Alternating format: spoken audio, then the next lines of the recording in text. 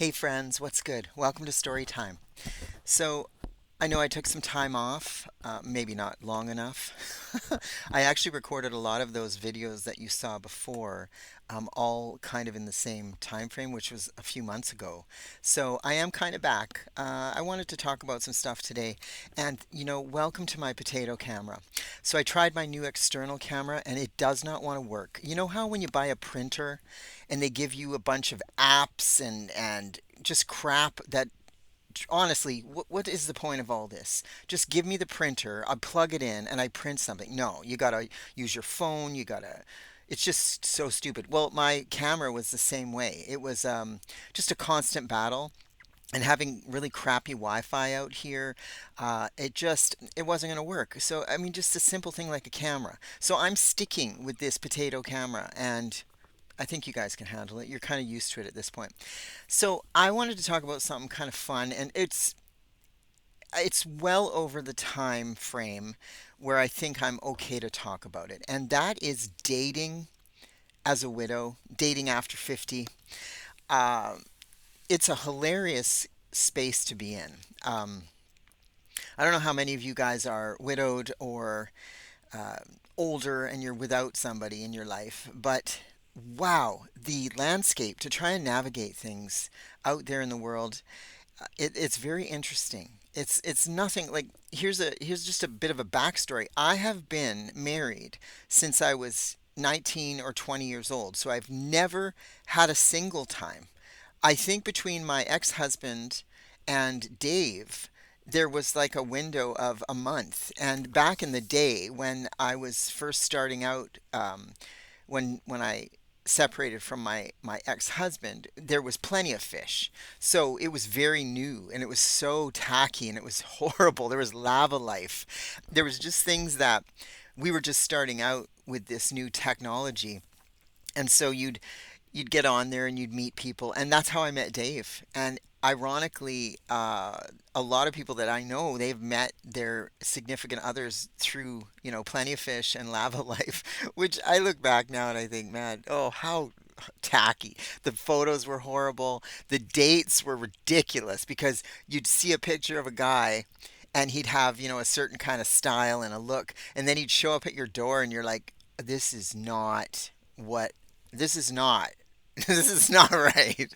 So anyway, that was how I met Dave, and it was kind of fun because when we went on our first date, it was just basically not knowing anything really about the other person, which is kind of how dating, should be. You're not going to know much unless you talk to the person ahead of time. So what I find now just absolutely insane is how many apps there are and places you can meet a person where you could talk for like a year, and then one day you just realize maybe we should meet because this is ridiculous. Well, I don't know. I'm guess I what's the word I'm looking for? I'm becoming kind of jaded with what's going on in the world. And so I like to think that there's somebody else out there that would be equally compatible with me.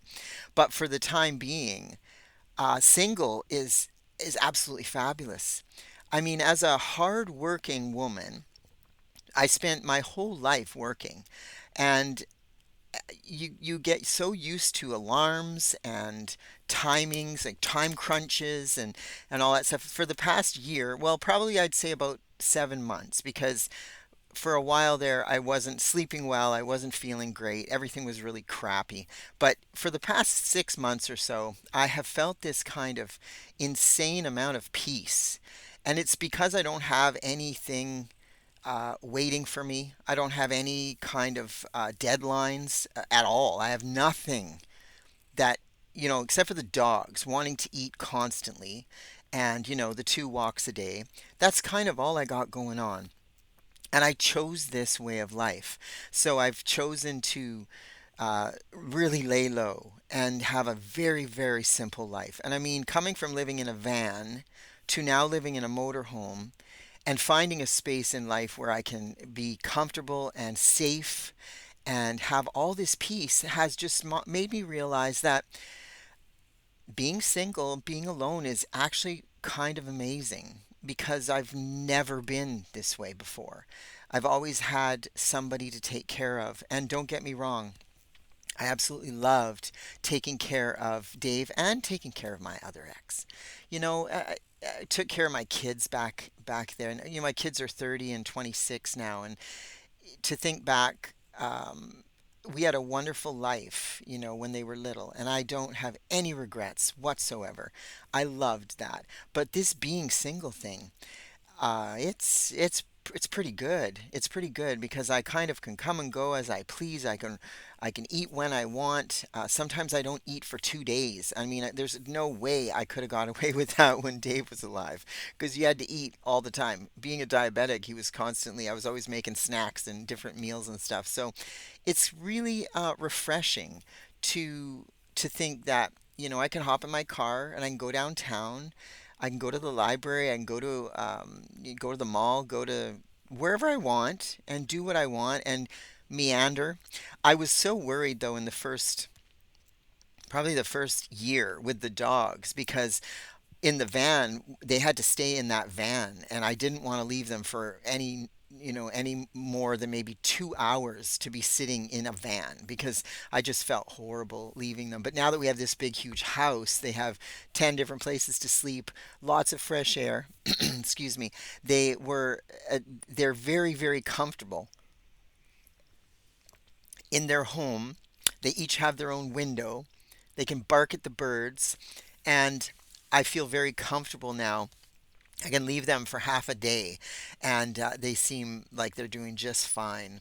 So I've been kind of approached by some people in the past few months that seemed kind of interested. I'd be going for my walks and I'd start talking to people, talking to guys. And it's funny because I'd come home and I would sit back, and you know how you play something through a few times, you're like, oh, that conversation went really well and that was really nice.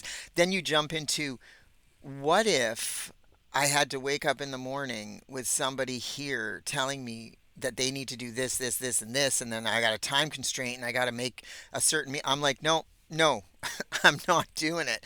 I am not interested in that.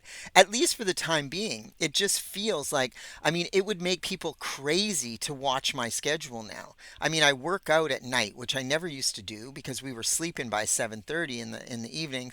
So now I'm working out at 8:30 at night. I find it seems to be the best time for me to work out. So I find meal times are so scattered. It could be I eat once at 2 p.m. or I might eat in the morning. I might fast for a day. It's just craziness. I don't think I would want anybody to get involved in that because it would make them nuts. So I think it was it Dolly Parton or somebody said that, no, it was Carol Burnett. She said that she would love to date somebody, but he's going to have a house next door and she's going to have her house over here, and they could, meet once a day for a visit or a chit chat or whatever, go for dinner, but then break, separate, because I'm to be totally honest with you, I'm very used to this now, and I don't think I want to let this kind of thing go. But is anyone else kind of dealing with being single in 2026? Because I'm enjoying myself tremendously. But one day, like, I have so much faith in God. One day God might say, "Okay, here you go. Here's another guy for you and you're ready." And I'll be like, "All right, I guess if it's good for God, it's good for me." So, I don't know. Anyway, I'm glad you guys hung out with me today, and I apologize for this terrible camera. Like I said, I tried the new one and it was just garbage. It took so much effort just to start a video. It was ridiculous. But I'm just going to stick with my old laptop. Maybe one day my son, who's brilliant with computers, will build me a new computer. Hey, Nick, and put a nice camera in it. Anyway, I can only hope. Well, I hope you guys have a great day. And yeah, I'm gonna do some more kind of real talk like this because it's kind of it's more my thing. The stories are great. I'll keep trying to figure out stories that I want to talk about. But there's also some stories that can touch on telling too much about something that maybe someone else doesn't want to talk about, that kind of thing. So I'm just trying to be careful. Anyway, I hope you guys have a fantastic day and God bless you. And hit the notification bell and like, subscribe, all that jazz. And I don't have Wi Fi half the time, so sometimes these get uploaded, sometimes they don't. Anyway, I hope you guys have a great day and take care. See you later, guys.